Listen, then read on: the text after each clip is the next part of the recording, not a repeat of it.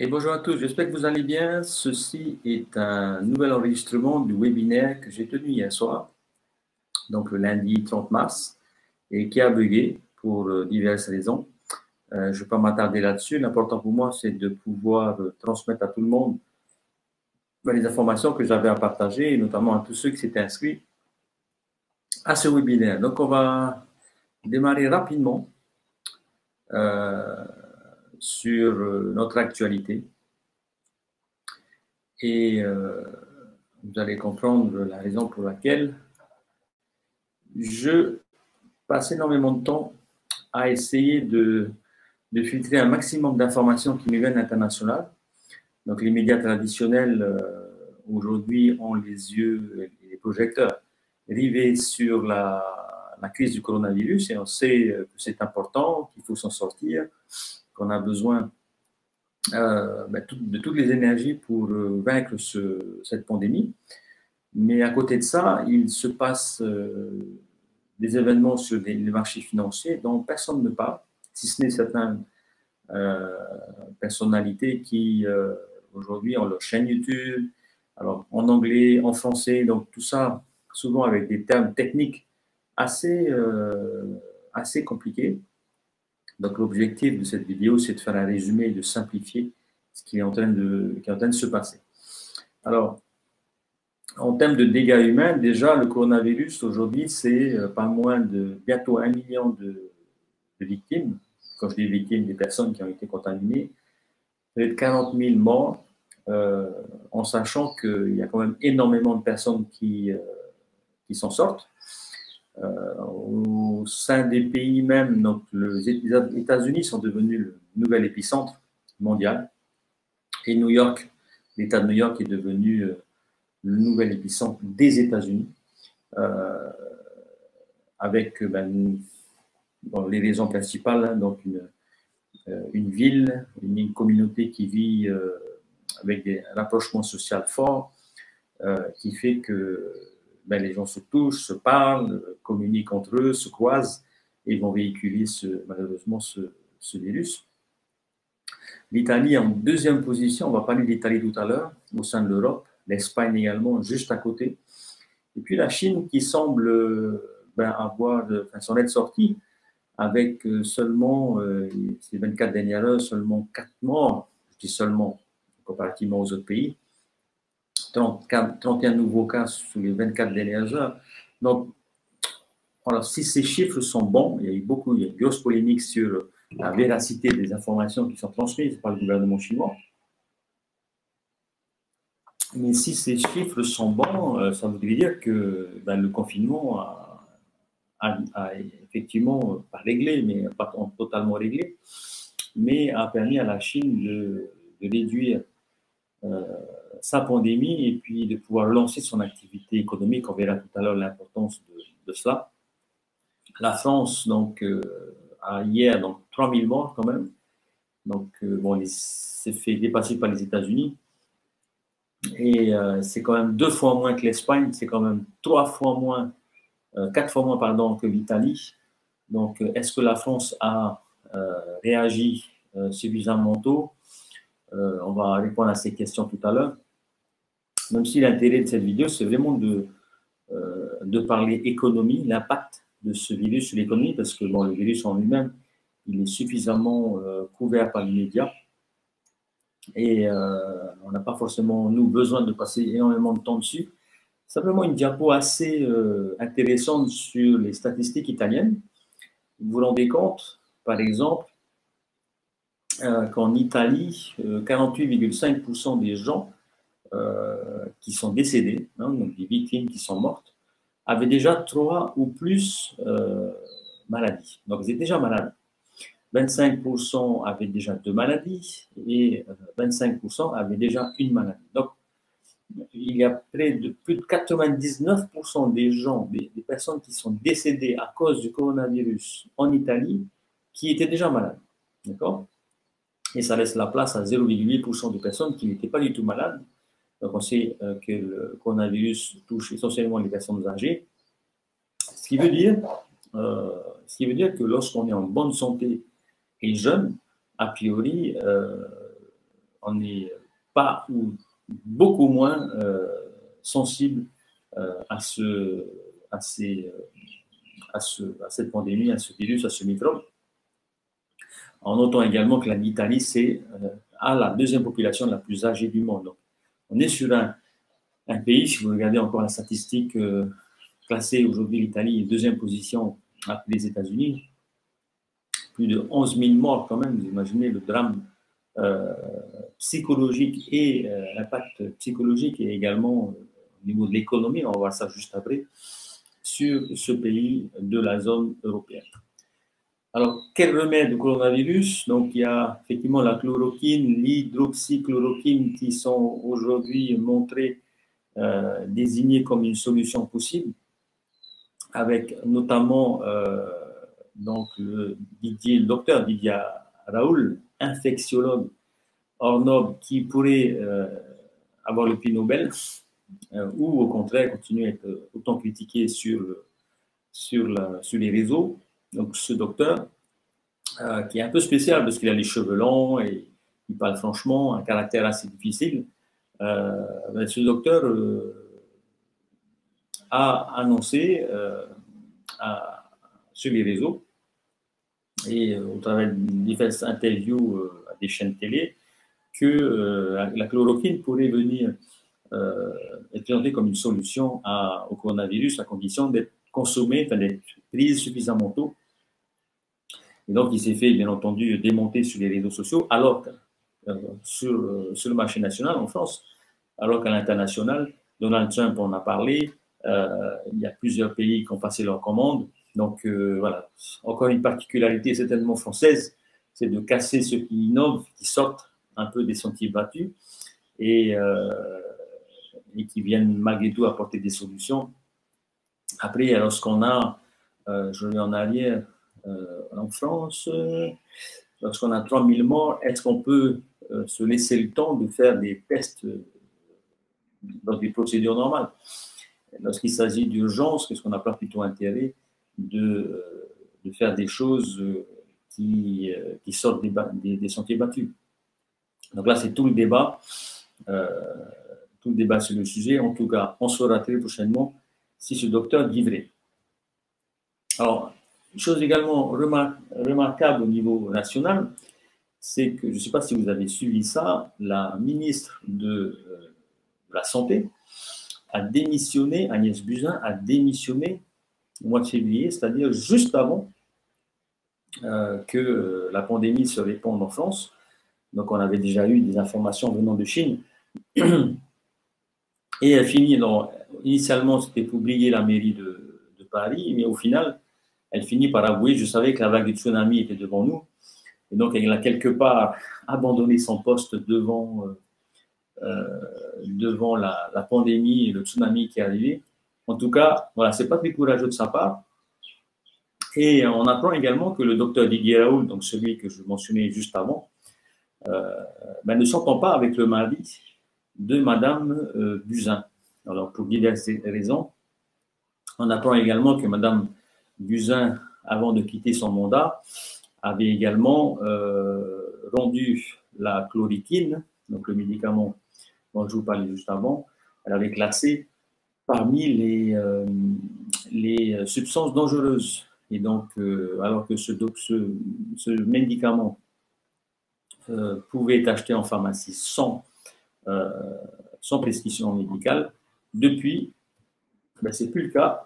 Et donc, on se trouve dans une France où nous avons la ministre de la Santé qui démissionne, son mari qui est en guerre avec le principal docteur aujourd'hui mis en avant et qui apporte une solution, cette même solution qui, quelques mois avant, avait été classée comme substance dangereuse pour la santé.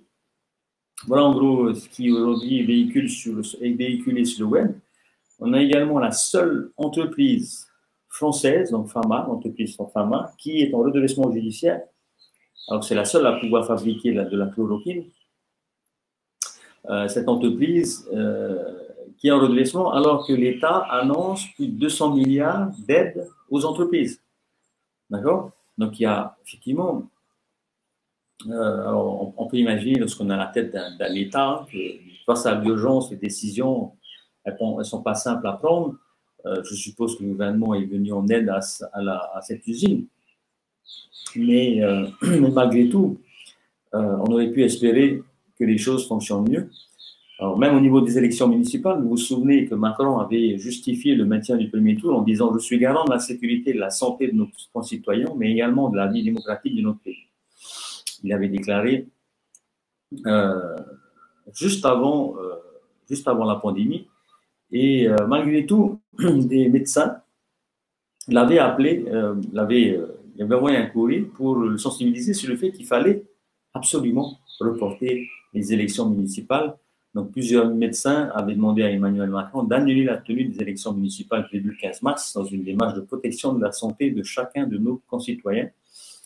Et donc les élections municipales, comme vous le savez, se sont tenues un dimanche et dès le lendemain, donc le 16 mars, nous avons le président qui prend la parole face à tous les Français en disant nous sommes en guerre contre l'épidémie et à partir de là, le confinement est déployé. Voilà. Donc, qu'est-ce qu'on retient de cela? Priorité à la politique, priorité à cette caste c'est Charles Gave qui parle de bonobo, cette caste de hauts fonctionnaires ou d'hommes politiques qui continuent à prendre des décisions qui leur sont favorables et souvent au détriment du peuple. Donc, ce sont cette même caste qui a amené la France à intégrer l'Union européenne. Alors, je sais qu'il y a énormément de gens qui aujourd'hui soutiennent cette démarche, parce qu'au final, on a fini par l'accepter, alors que souvenez-vous, au moment du référendum pour l'entrée de la France dans l'Union européenne, la France avait dit non, les citoyens avaient dit non. Et cette caste de bonobos était revenue vers les Français en disant ne vous inquiétez pas, ça va bien se passer, on va quand même y aller. Donc ça veut dire que la démocratie qui est censée s'appliquer dans les urnes, eh bien, elle est complètement bafouée parce que à cette époque, au moment où nos parents ont voté, eh bien, ils n'ont pas été écoutés. Donc, nous avons encore cette casse. Emmanuel Macron a quand même symbolisé un renouveau politique avec une jeunesse, avec une intelligence. On pensait qu'il allait se démarquer complètement des systèmes gauche-droite et des conflits qui ont certainement mis la France à genoux en partie, responsable à cause de ça. Mais on se rend compte avec les gilets jaunes, avec les tas de décisions qui sont prises, que malgré tout, ce président, je ne fais pas de politique, je ne fais pas de politique, hein, je ne fais que constater l'actualité et j'en tire des conclusions simples. On se rend compte que ce président qui est quand même issu du système bancaire eh bien, a des raisonnements très favorables à ceux qui ont de l'argent et malheureusement, malgré son côté sympa, aujourd'hui n'est pas très favorable aux petites gens, à ceux qui souffrent. Lorsque vous payez autant d'impôts en France, vous vous attendez à avoir une qualité de vie qui équivaut aux impôts que vous payez, au niveau des impôts que vous payez. Prenez l'exemple de la Nouvelle-Zélande. Vous allez payer 30% d'impôts sur le revenu, plus de 50% d'impôts sur les sociétés, mais vous avez une qualité de vie, vous avez de la sécurité, vous avez des transports, vous avez des services publics de protection, sécurité, de médicale, d'éducation qui sont au top. Regardez ce qui se passe en France, malgré le niveau d'impôt élevé qui est payé par les citoyens, la qualité de vie s'est quand même très dégradée, notamment depuis l'entrée de la France dans l'Union européenne, avec la levée des barrières douanières qui est venue mettre à mal l'industrie locale, nationale, avec également aujourd'hui une main-d'œuvre européenne de populations qui viennent de pays beaucoup plus pauvres que celle de la France, et donc qui viennent concurrencer la main-d'œuvre française, et des décisions qui sont prises à l'échelle européenne et qui ne correspondent pas forcément aux particularités même de chaque pays européen, et notamment de celle de la France. Donc voilà, très très compliqué. On verra comment l'Europe va se sortir de cette crise. Et là, je ne parle pas de la crise du coronavirus, parce que comme dans toute crise, alors ça va faire un an que j'annonce qu'une crise financière va, va toucher l'ensemble de la planète. Alors, ce n'est pas moi qui l'annonce, hein, c'est toutes les personnes que je suis à l'international. Et donc, cette crise financière, euh, elle est là devant nous et le coronavirus est venu simplement, a été l'élément déclencheur de cette crise. Cette crise financière, elle est aujourd'hui invisible, comme l'est le coronavirus. Mais malgré tout, elle est là, elle se prépare, elle est en train de nous arriver dessus. Vous allez comprendre juste après pourquoi. Au niveau des États-Unis, donc nous avons il y a quelques jours donc Anthony Fauci, donc celui directeur de l'Institut national des allergies et donc qui apparaît souvent avec aux conférences de presse de Donald Trump, qui annonce que la maladie pourrait au final faire 100 000 à 200 000 morts aux États-Unis. Et vous avez une réponse de Donald Trump, qui est un roi du marketing. Donald Trump, c'est un financier, un excellent commercial, et donc pour qui les éléments de langage, c'est son terrain de jeu. Et donc, il finit par dire, donc, certains avaient prévu depuis 2 millions de morts, on s'en sort avec 100 000, on a fait un super job. Donc, il se félicite d'avoir que 100 000 morts. On est d'accord. Et donc, la coordinatrice de la task force à la Maison Blanche a finalement assuré qu'aucun État, aucune grande ville ne serait épargné au moment où, depuis le début de la pandémie, Donald Trump a été le président qui a le plus, qui s'est plus ri de la situation. Il a initialement annoncé que ce virus partirait au mois d'avril avec la chaleur comme un miracle. Euh, il a énormément menti sur les mesures qui étaient prises par son administration, que des millions de masques avaient été commandés et qui seraient livrés dans les semaines qui suivent, alors qu'il y a plusieurs mois de délai d'attente. Il a également menti sur le fait que la FDA, donc la Food and Drug Administration, qui valide tout produit alimentaire et produit médical sur le territoire américain, que la FDA avait validé l'utilisation de la chloroquine contre la lutte pour la lutte contre le coronavirus. Et la FDA s'est dépêchée d'annoncer qu'elle n'avait pas du tout pris cette décision. Donc, énormément de mensonges de la part de Donald Trump. Et au moment où les gouverneurs de Californie et de New York décident de mettre la population en confinement, vous avez un président qui passe sur les chaînes télé en disant qu'il est clairement contre le confinement, que ça va tuer l'économie, que les Américains ne sont pas faits pour rester enfermés. Et donc, il peut faire que les gens meurent et que l'économie soit sauvée. Donc, alors, pourquoi ces positions? Pourquoi essayer, de calmer, ne pas créer une panique face à cette pandémie? Et parce que panique égale chute des cours boursiers. Les marchés boursiers, les marchés financiers n'aiment pas la panique, n'aiment pas la peur. Et, et on sait que Donald Trump est un homme d'affaires. Il a énormément d'argent investi en bourse. Il a des hôtels. Il a énormément de sociétés aux États-Unis, mais également à l'étranger. Et donc, c'est quelqu'un qui, euh, qui, euh, qui a besoin que l'économie tourne, qui a besoin que l'argent circule. Et donc, chaque jour qui passe aujourd'hui, il paie certainement plusieurs milliards. Et donc, d'où le danger d'avoir un homme d'affaires à la tête du pays. Donc, initialement, effectivement, on aurait pu voir ça comme d'un bon oeil, parce qu'au final, vous avez quelqu'un qui avait réussi financièrement et et du coup, peut lancer l'économie. Effectivement, les chiffres étaient bons jusqu'à les chiffres de l'économie américaine étaient bons jusqu'à l'arrivée du coronavirus. Et là, aujourd'hui, il essaie de calmer les foules tant qu'il peut.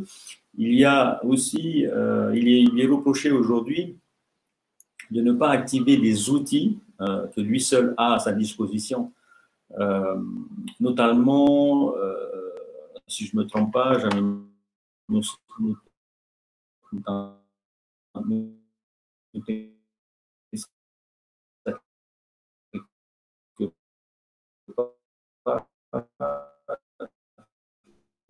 pas dire de bêtises.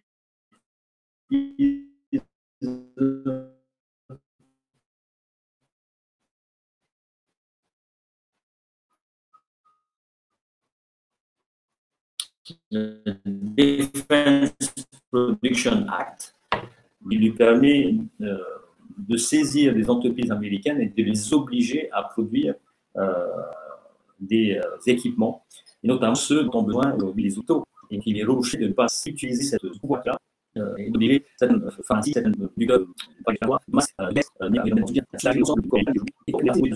dans son état, face à limite, qui commence à faire des énormément pour revenir sur les satellites américaines, si vous en souvenez, voilà, aux États-Unis, à peu près 3000 morts, c'était il y a un peu plus de 24 heures, et à peu près 500 morts chaque jour, vous imaginez l'ampleur des dégâts.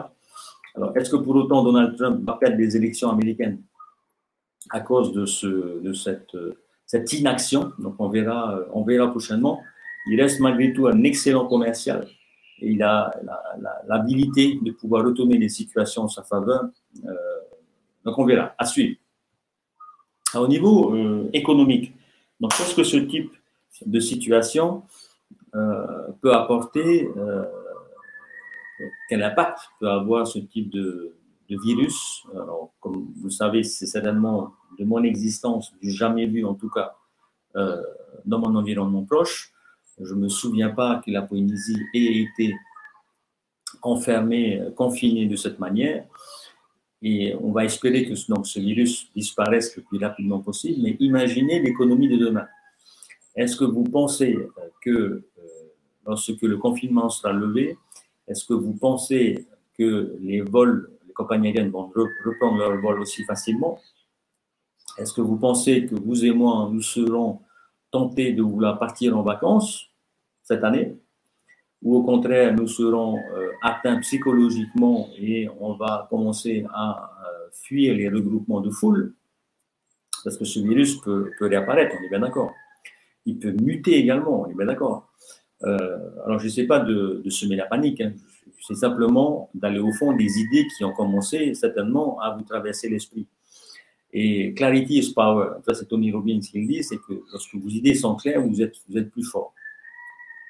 Est-ce que le visiteur international américain, japonais viendra en Polynésie demain avec ce qui vient de se passer?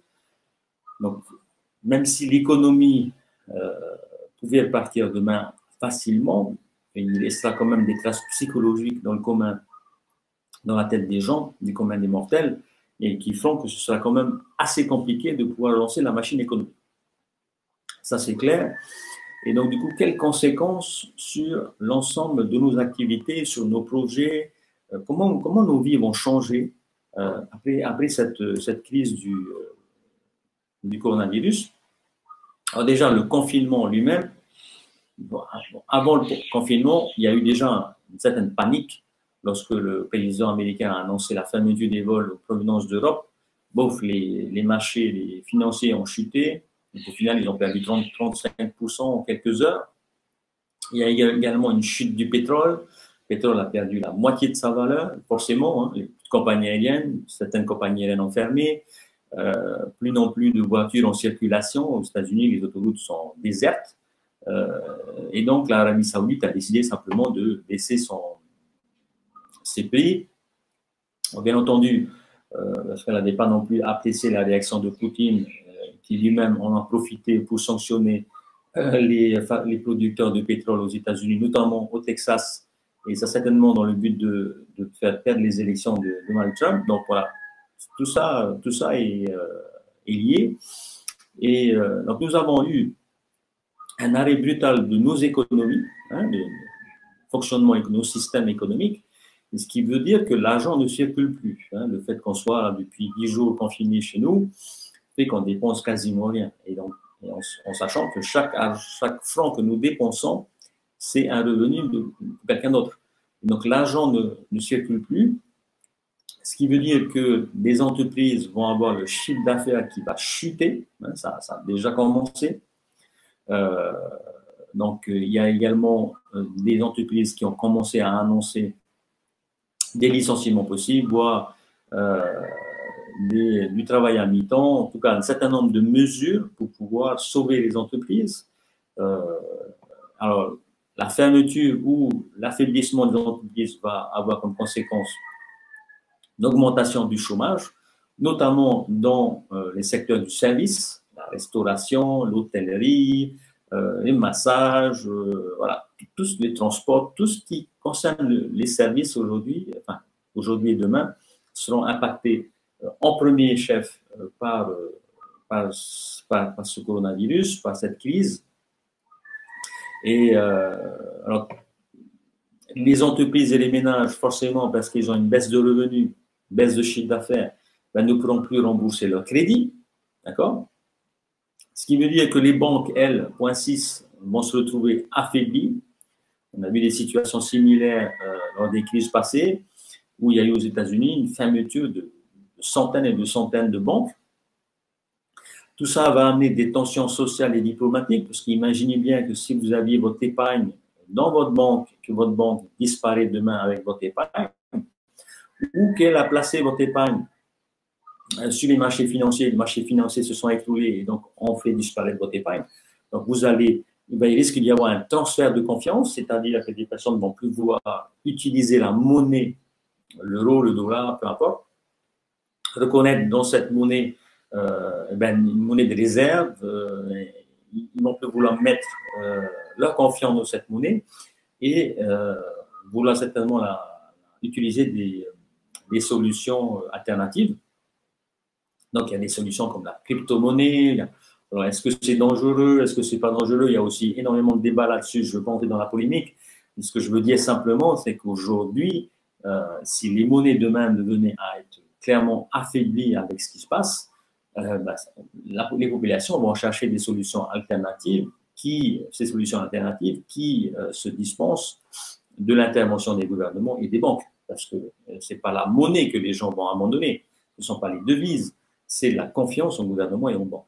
D'accord? Bien entendu, tout ça va amener des tensions, en point 7, des tensions sociales et diplomatiques. Donc, sociales de ceux qui sont dirigés vis-à-vis de ceux qui sont dirigeants et également de dirigeants à dirigeants. Donc, des tensions, j'en ai parlé juste avant, Poutine, Donald Trump, le président chinois. Donc, vous vous souvenez qu'en 1929, après le crack de 1929, il y a eu la Deuxième Guerre mondiale. Alors aujourd'hui, les guerres ne sont pas, ont changé de modèle. Aujourd'hui, on se fait des guerres économiques, d'accord? Donc, on va monter dans des nouvelles guerres économiques. Il va y avoir une montée du populisme nationaliste, c'est-à-dire que les pays vont se recentrer sur eux-mêmes. C'est ce qui a fait l'émergence de Donald Trump aux États-Unis. C'est ce qui a fait le Brexit au 31 janvier avec la Grande-Bretagne qui sort de la zone euro. Donc, on a la montée également de Marine Le Pen en France. Donc, on a un retour du nationalisme, la mise en place de barrières douanières, la mise en place de barrières contre l'immigration. Donc, tout ça, du coup, nous amène à nous poser des questions concernant l'Europe. Est-ce que l'Europe, demain, sera toujours aussi forte? J'ai rappelé il y a 2-3 jours un webinaire à mes élèves. Donc, j'ai un programme de formation en ligne qui s'appelle Verma Cloud. Et donc, j'ai rappelé à cette occasion qu'il y a une crise de l'euro au lendemain de la crise subprime en 2008. Donc, vers 2011, il y a une crise de l'euro parce qu'il y a eu 4 pays du Sud européens, on les appelle les pays du Sud, qui se retrouvaient avec l'incapacité d'honorer les salaires, de permettre aux banques de bien fonctionner. Et donc, plus d'argent dans les caisses, un endettement lourd, ce qui a fait que la Grèce, par exemple, se retrouvait, Chypre notamment, se retrouvait avec les marchés financiers qui ne voulaient plus lui péter de l'argent, en tout cas les marchés financiers qui ne voulaient plus investir dans ces 4 pays-là. Qu'est-ce qui s'est passé? Automatiquement, ce sont les pays du Nord qui sont venus s'endetter à leur place. Est-ce que cette solidarité va se renouveler cette fois-ci, en sachant que les États sont beaucoup plus endettés? La France a doublé sa dette en 12 ans. Aujourd'hui, sa dette représente 100% de son PIB. Donc, autant vous dire que tous les revenus devraient passer dans le remboursement de la dette. Donc, c'est compliqué, c'est tendu, et le coronavirus est venu provoquer un effet, va provoquer un effet domino sur l'ensemble des économies. Alors, au niveau européen, si demain l'Italie, qui clairement aujourd'hui n'a plus le soutien des marchés financiers, et c'est là où c'est hallucinant, c'est qu'aujourd'hui, parce que les médias ont toute leur attention portée sur le coronavirus, personne ne parle de l'état de santé des pays. Et ça a une autre conséquence, c'est que demain, si l'Italie n'est plus soutenue par les marchés financiers, n'est plus soutenue par les pays européens, parce que chacun va se centrer sur ses propres problèmes, on va se retrouver avec un euro une Europe qui se désintègre. Une Europe sans l'Italie, sans la Grande-Bretagne, c'est une Europe qui vaut plus grand-chose, on est d'accord. Donc, quid de l'euro? Est-ce que l'euro va disparaître?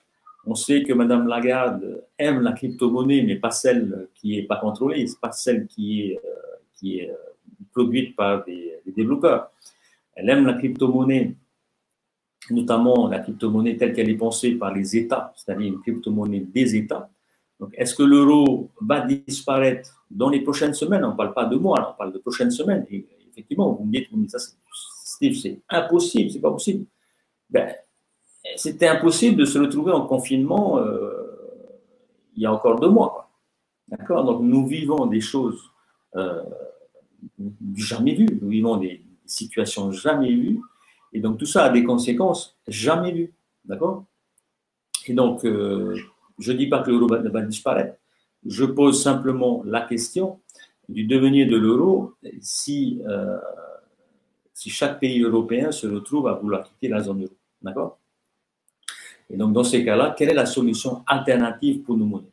Donc, pour mettre en cascade l'ensemble des crises que nous avons aujourd'hui en face de nous, nous avons la crise sanitaire du coronavirus, qui engendre une crise économique, parce que l'argent ne circule plus, qui engendre une crise financière, parce que les marchés financiers sont en panique, et on se rend compte que les banques, les particuliers ne pourront plus rembourser leur crédit, et ce sont du coup les banques qui vont demain fermer, emportant avec elles l'épargne de leurs clients, ménages, mais également entreprises. Et puis derrière, une crise de la monnaie, une crise monétaire. Donc, crise sanitaire, crise économique, crise financière, crise monétaire. Donc, voilà en gros le package auquel nous avons droit. Nous en sommes au début de cette succession de crises.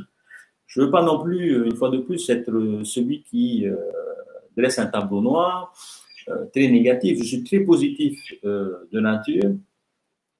Mon objectif, c'est de comprendre et d'anticiper au maximum. J'ai annoncé il y a 1 an à mes élèves qu'il y avait une crise financière qui arrivait. Ceux qui ont suivi mes recommandations ont vendu appartements, terrains, ont soldé un maximum de choses pour pouvoir disposer de cash là en ce début d'année. D'accord? Donc, ceux-là aujourd'hui sont contents parce que lorsque vous avez du cash, vous allez pouvoir rapidement transformer ce cash et investir, par exemple, en bourse. On sait qu'avec l'expansion de la pandémie aux États-Unis, les cours de la bourse vont certainement s'écrouler encore. Donc, ce sera l'occasion pour vous et moi de pouvoir acheter des actions de grosses entreprises peu chères. Ce sera également certainement peut-être aussi pour vous l'occasion, si toutefois vous décidez d'y aller, je ne recommande rien, je ne fais que émettre des hypothèses, investir dans la crypto-monnaie. L'important, c'est de pouvoir jouer la diversification. Et donc, il y a effectivement pour ça plusieurs produits financiers auxquels vous allez pouvoir souscrire. Après, lesquels, ça c'est une autre, dans le détail, c'est un autre sujet. Il va y avoir aussi, donc forcément, en cascade, 8e point, une augmentation du crime et de la délinquance. Donc ça s'est déjà vu il y a la semaine dernière avec un braquage d'une banque à Tahiti. Donc, ça, c'est la conséquence d'une tension sociale, du fait qu'il n'y ait plus d'argent. On est bien d'accord, il y a du stress, la panique qu'il y a sur les marchés. Et bien entendu, au final, point 9, les aides financières aujourd'hui qui sont débloquées par les États, eh bien, l'argent vient d'où? L'argent vient simplement de nouveaux crédits, pas sur l'ensemble des États, mais de la grande majorité.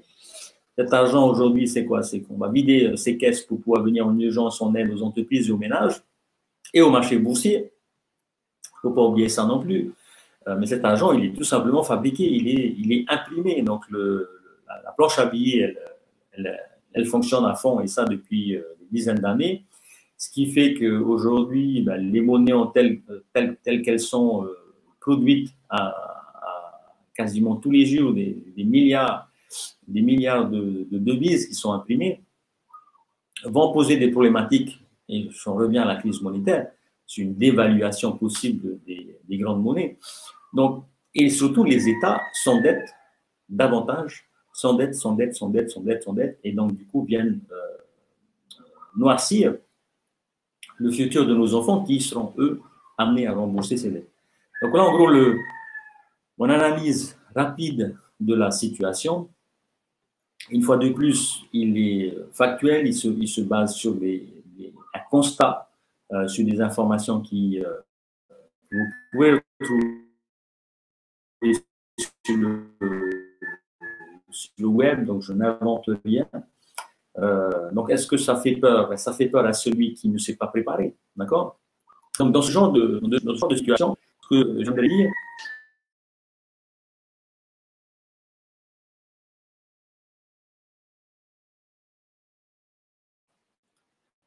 ce n'est pas tant ce que vous avez qui compte. Ce qui compte, c'est que ce que vous savez. Donc, je vais donner un exemple. Imaginez que vous ayez gagné euh, au loto il y a peu de temps.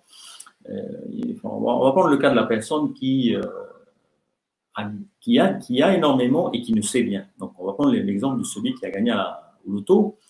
Donc, il a énormément d'argent, plusieurs milliards, mais il ne sait rien. C'est-à-dire il ne sait pas comment l'économie marche, il ne sait pas comment le monde de l'administration, de l'entreprise marche, il ne sait pas comment les marchés financiers marchent. Donc, celui qui ne sait pas finira par perdre tout ce qu'il a.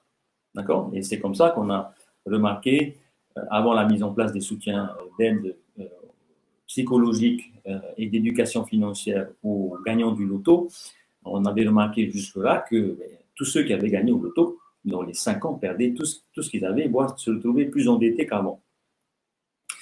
Donc, celui qui ne sait pas finit par perdre, et à perdre ce qu'il a. D'accord? C'était ma conclusion. Maintenant, vous allez imaginer des personnes comme Warren Buffett, Mark Zuckerberg, les créateurs de Google, le créateur de Jeff Bezos d'Amazon, Jack Ma, le créateur d'Alibaba. Et là, là, je parle des top 10, top 20. Autour de vous, vous avez certainement des histoires de personnes que vous connaissez qui sont parties de rien. Donc, au niveau de ce qu'ils avaient, ils n'avaient rien. Et par l'acquisition de connaissances, d'accord, parce qu'ils sont restés éveillés, ils sont allés récupérer la bonne info, ils ont pratiqué, donc ils ont aussi acquis de l'expérience, on fait fortune, d'accord? Donc, dans ces temps difficiles, hein, ma conclusion, ce qui compte, c'est pas ce que vous avez, c'est pas ce que vous avez aujourd'hui, l'épargne que vous avez, donc c'est sûr, ça va vous aider à aller plus vite. Mais si vous devez choisir entre avoir et savoir, vaut mieux savoir. D'accord? C'est ça pour moi ce qui compte le plus. C'est la raison pour laquelle j'ai créé Business Maker Academy. Donc, pour ceux qui ne connaissent pas mon école, il y a plus de 700 personnes qui ont traversé, qui ont participé à mes séminaires en Polynésie, mais également en Nouvelle-Calédonie. Et donc, durant ce temps de confinement, j'ai décidé de créer un programme en ligne. D'accord? Alors, à qui se destine ce programme en ligne? Se destine, on a déjà commencé à enregistrer plus de 20 heures de vidéos. Il se destine réellement à celui qui a envie de se préparer, qui n'a pas envie de se laisser dépasser ou qui n'a pas envie de se laisser voler son argent. D'accord? Et donc, une fois de plus, ce que tu as aujourd'hui peut disparaître si tu ne sais pas. Donc, comment savoir? Donc, plusieurs manières. Effectivement, vous pouvez aller récupérer de l'info gratuite. Ça nécessite énormément de travail. Ça nécessite de savoir où aller chercher. Et il y a énormément de fausses informations, en tout cas de mauvaises informations qui sont véhiculées sur le web, donc qui peuvent vous induire en erreur et vous amener à prendre des décisions catastrophiques pour vos finances. Ou il y a effectivement la possibilité de rejoindre une communauté ou de personnes qui sont comme vous, qui partagent vos valeurs, qui sont la même dynamique. et qui vont travailler sur ces sujets financiers, sur la bourse. Alors juste vite fait, hein, pour vous montrer que demain, l'État, les gouvernements ne pourront plus vous venir en aide. Euh, Aujourd'hui, la France, regardez, sur 12 ans, je disais, elle a plus de 90%. Elle a presque doublé sa dette. L'Allemagne, plus de 20%. L'Italie, 50%. L'Espagne, 3000%. La Grèce, 225%. Donc, c'est du jamais vu. D'accord? C'est du jamais vu. Donc, est-ce que vous pensez que. Alors, j'ai remarqué qu'il y a deux types de personnes. Celles qui croient encore au Père Noël, je parle des adultes, et celles qui ne croient plus au Père Noël. Donc, celles qui croient au Père Noël se disent l'État sera toujours là, le gouvernement sera toujours là, la CPS sera toujours là, la CAFAT en Nouvelle-Calédonie, Sécurité sociale en France. Donc, ces systèmes qui fonctionnaient par le passé, dont on se rend bien compte aujourd'hui dans la gestion de cette crise, qui sont clairement dépassés. Clairement dépassés. Donc, du coup, il y a cette deuxième tranche d'individus, de personnes qui, elles, considèrent OK, il y a un système en place, mais je dois me prendre en charge moi-même. Je dois m'éduquer moi-même. Je dois comprendre ce qui arrive. Je dois prendre mes décisions moi-même. Et mon avenir ne dépend que de moi. Donc, deux types d'individus, celui qui croit au Père Noël et celui qui croit à son avenir et qui va le construire lui-même. D'accord? Donc, ma recommandation, clairement, les amis, c'est que si vous croyez au Père Noël, dans les temps difficiles que nous allons traverser, vous allez finir pauvre, vous allez finir fauché, vous allez tout perdre. Ça, d'ailleurs, souvent ces personnes-là sont déjà fauchées. D'accord? Donc, si au contraire, vous considérez qu'il est temps d'agir, il est temps, Emmanuel Macron l'a dit, nous sommes en guerre. Donc ça veut dire quoi? Ça veut dire qu'il faut se prendre en charge. Ça veut dire qu'il faut prendre les armes. D'accord? Donc quelles armes vous avez aujourd'hui? Est-ce que ce sont les centaines de millions de francs pacifiques que vous avez sur votre compte bancaire? Oui, ça fait partie des armes. Mais la plus grande arme que vous pouvez avoir, c'est les connaissances que vous avez. D'accord? Donc, le plus gros capital, le plus bel investissement que vous pouvez faire aujourd'hui, c'est déjà vous amener aujourd'hui. Et est-ce que l'école vous a préparé à la crise qui arrive de nous? D'accord? L'école n'a pas préparé ça. Et donc, soit vous décidez de faire le chemin seul, soit vous décidez de rejoindre une communauté de personnes qui sont comme vous. Donc, c'est ce que je vous invite à faire, en vous rappelant également qu'une crise, c'est quoi? C'est une baisse des prix. Donc, demain, il va y avoir des opportunités immobilières, des opportunités de rachat d'entreprise. Vous allez pouvoir récupérer des marchés, vous allez pouvoir investir en bourse, vous allez pouvoir investir dans le pétrole. Énormément d'opportunités, mais à quel moment le faire? Comment le faire? euh, Donc, ça, c'est des questions qui méritent des réponses. D'accord? S'agissant d'un domaine, certainement que des domaines que vous ne connaissez pas, il faut rapidement récupérer des infos et prendre des bonnes décisions. D'accord? Alors, quelle solution? Donc, là, je parle de comment améliorer vos connaissances. Vous devez comprendre l'économie et la finance, vous devez comprendre les systèmes bancaires, la bourse, ce qu'est le PIB, l'intérêt de la dette, l'intérêt de la croissance, le pouvoir de la monnaie, l'épuisement des ressources naturelles qui est lié à tout ce qui se passe au niveau financier et économique, mine de rien. Comprendre également ce que le coronavirus est aujourd'hui et surtout les possibilités, les risques que ce type de situation se renouvelle. J'ai dit tout à l'heure, le coronavirus peut muter. Avec l'élévation des températures à la surface du globe, on peut imaginer qu'il y ait des nouvelles bactéries, nouveaux virus demain qui émergent, qui naissent, avec donc des situations comparables à celles que nous vivons aujourd'hui. Donc, ce qui veut dire que le coronavirus pourrait être le premier d'une série. D'accord? Comment vous vous préparez à ça? Comment vous allez traverser la crise économique de votre marché, là où vous êtes, c'est en Polynésie, comment vous avez traversé cette crise économique, la crise financière, la crise monétaire et surtout où seront les opportunités. D'accord? Donc toutes ces questions vous devez vous les poser et surtout, vous devez avoir les réponses pour pouvoir agir rapidement, de faire le minimum d'erreurs et remporter les combats. Donc, ça suppose quoi? Ça suppose qu'à un moment donné, vous devez avoir l'esprit d'un entrepreneur. L'esprit d'un entrepreneur, ça veut dire quoi? À un moment donné, c'est comment je peux trouver une bonne idée, comment je peux m'associer, comment je peux trouver de l'argent, comment je peux créer une entreprise, comment je peux organiser demain le business que je vais racheter, quel entrepreneur je suis aujourd'hui, lequel je dois devenir demain, de qui je dois m'entourer, de qui je dois me séparer. Vous allez vous rendre compte très vite que, au vu de l'actualité, au vu des circonstances, du nouvel environnement qui est devant nous, il y a de fortes chances que vous soyez tenté, de manière intelligente, de changer d'influence. Vous allez changer de discussion, vous allez devoir parler bourse, vous allez devoir parler marché financier. Donc, des éléments de langage même qui vont faire fuir des personnes qui aujourd'hui composent vos proches. Comment s'assurer de toujours gagner de l'argent? Alors, vous allez me dire, est-ce que c'est important de gagner toujours plus d'argent? Avoir des chiffres sur son compte bancaire, ça peut être sympa, mais c'est pas l'objectif. L'objectif, c'est quoi?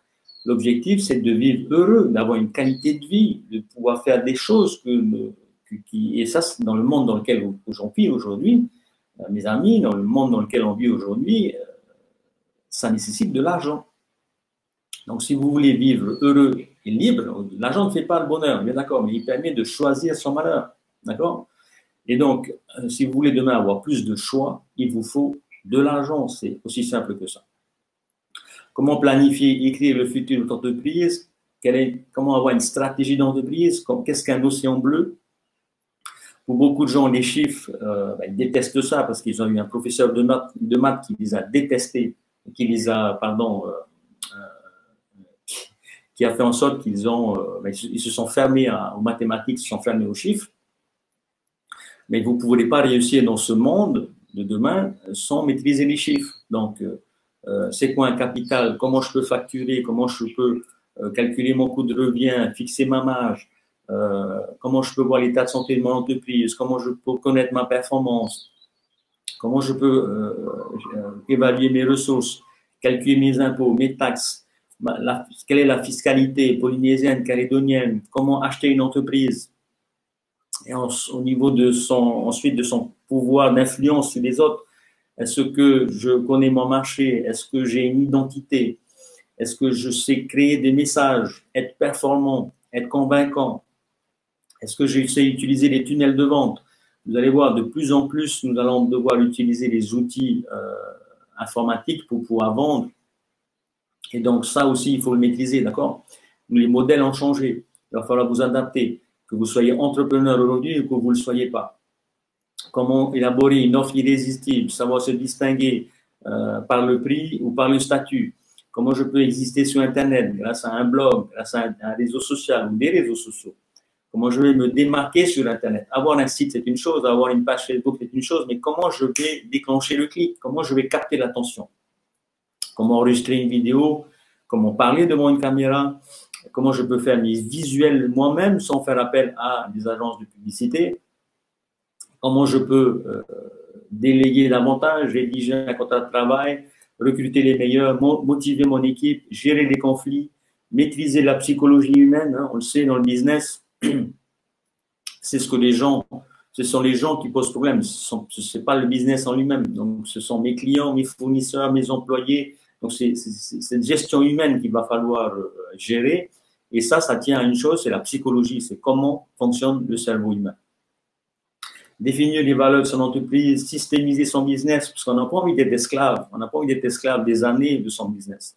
On va y injecter un peu de temps et ensuite en sortir pour pouvoir le laisser tourner. Et puis, bien entendu, savoir sortir de son entreprise. Voilà toutes les questions que je vous invite à vous poser. Si vous êtes en mesure aujourd'hui de pouvoir répondre, vous vous sentez suffisamment costaud pour pouvoir traverser ces 4 prochaines crises, seul, je vous dis bravo.